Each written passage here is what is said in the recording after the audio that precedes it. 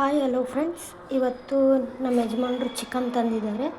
ಅದಕ್ಕೋಸ್ಕರ ಚಿಕನಿಗೆಲ್ಲ ಜೋಡಿಸ್ಕೊಂಡಿದ್ದೀನಿ. Chicken sambar and ಎಣ್ಣೆ ಖಾರ ಮಾಡೋಣ ಅಂತ. ಅದಕ್ಕೆ ಒಂದೆರಡು ಬೆಳ್ಳುಳ್ಳಿ, ಶುಂಠಿ, ಆಮೇಲೆ ಚಕ್ಕೆ, ಲವಂಗ, ಏಲಕ್ಕಿನ ಹಾಕ್ಕೊಡ್ತೀನಿ. ನೆಕ್ಸ್ಟು ಒಂದಿಡೀ ಈರುಳ್ಳಿ, ಅರ್ಧ kg ತಂದಿದ್ದಾರೆ. ಅದಕ್ಕೊಂದು ಟೊಮೊಟೊ, ಒಂದು ಈರುಳ್ಳಿ, ಒಂದು ಸ್ವಲ್ಪ ಕಾಯಿ,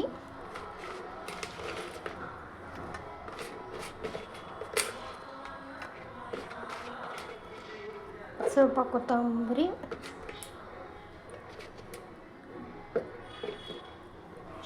ಎಲ್ಲ ಮಿಕ್ಸಿ ಮಾಡ್ಕೊಂಬರಂಬರ್ರಿ.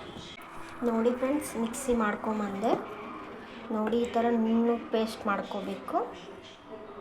ನೋಡಿ ಫ್ರೆಂಡ್ಸ್, ಒಂದು ಪಾತ್ರೆಗೆ ಎಣ್ಣೆ ಹಾಕಿ ಕಾಯಕ್ಕೆ ಇಟ್ಟಿದ್ದೀನಿ. ನೋಡಿ ಫ್ರೆಂಡ್ಸ್, ಎಣ್ಣೆ ಕಾದಿದೆ. ಅದಕ್ಕೆ ಚಿಕನ್ ಹಾಕ್ಕೊಳ್ತೀನಿ.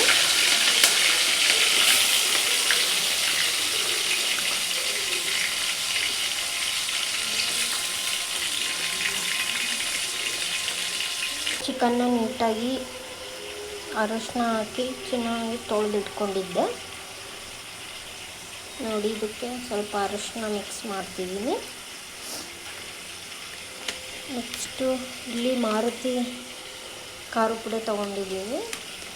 ಇದು ತುಂಬ ಚೆನ್ನಾಗಿರ್ತೈತೆ, ಖಾರನೂ ಬರುತ್ತೆ, ಕಲರು ಇರುತ್ತೆ. ನಿಮಗೆ ಎಷ್ಟು ಖಾರ ಬೇಕೋ ಅಷ್ಟು ಖಾರ ನೋಡ್ಕೊಂಡು ಹಾಕ್ಕೊಳ್ಳಿ. ನಾನು ಪುದೀನ ಸೊಪ್ಪು ರುಬ್ಬಕ್ಕೆ ಹಾಕಲ್ಲ, ಅದಕ್ಕೆ ಇಲ್ಲಿ ಚಿಕನ್ ಜೊತೆಗೆ ಸೇರಿಸ್ಕೊಂಡ್ಬಿಡ್ತೀನಿ ನಾನು. ನೆಕ್ಸ್ಟು ಕೊತ್ತಂಬರಿ ಪುಡಿ ಸ್ವಲ್ಪ, ಅದು ಹೇಳಿದ್ವಲ್ಲ ಫ್ರೆಂಡ್ಸ್, ತೇಜು ಚಿಕನ್ ಮಸಾಲ, ಅದು ಯೂಸ್ ಮಾಡ್ತಿದ್ದೀವಿ.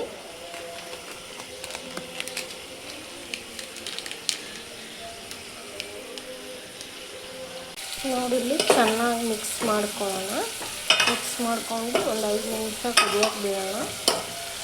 ಎಲ್ಲ ಚಿಕನ್ನಿಗೆಲ್ಲ ಹಿಡಿಬೇಕಲ್ವ, ಖಾರ, ಉಪ್ಪು ಎಲ್ಲ. ಹಾಗೆ ಒಂದು ಬಾಣಲಿ ಇಟ್ಟು ಎಣ್ಣೆ ಖಾರ ಮಾಡೋಕ್ಕೆ ಇಟ್ಟಿದ್ದೀನಿ. ಸ್ವಲ್ಪ ಆಯಿಲ್ ಬಿಡ್ತಿದ್ದೀನಿ.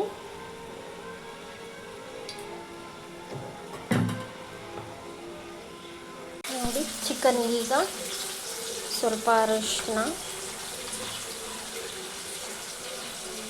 ಸ್ವಲ್ಪ ಕೊತ್ತಂಬರಿ ಪುಡಿ,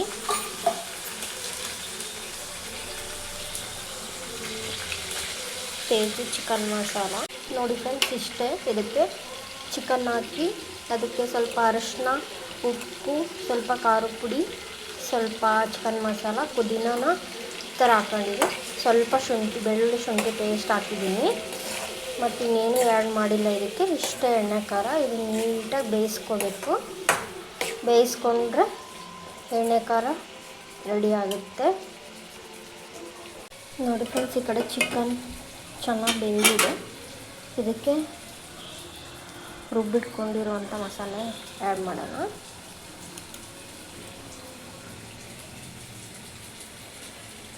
ಇದಕ್ಕೆ ಸ್ವಲ್ಪ ನೀರು ಸೇರಿಸಿ, ನಿಮ್ಗೆ ಯಾವ ಥರ ಇದು ಬೇಕು, ಗಟ್ಟಿನ ತೆಳ್ಳಗೆ ನೋಡಿಕೊಂಡು ನೀರು ಸೇರಿಸ್ರಿ.